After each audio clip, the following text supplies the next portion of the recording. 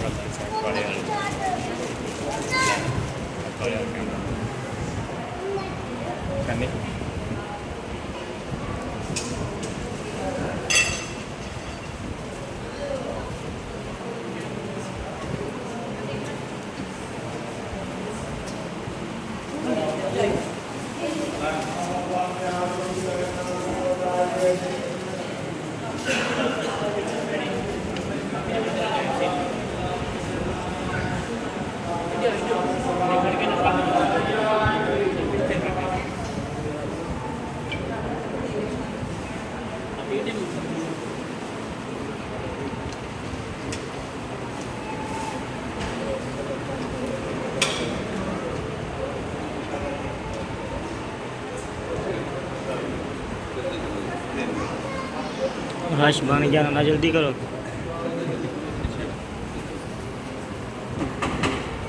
की बयान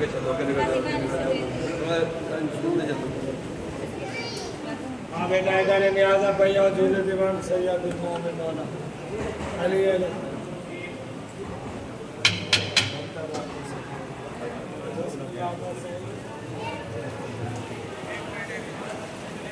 बस ऐसे खड़ा हो जाता बाकी जो बनता है ना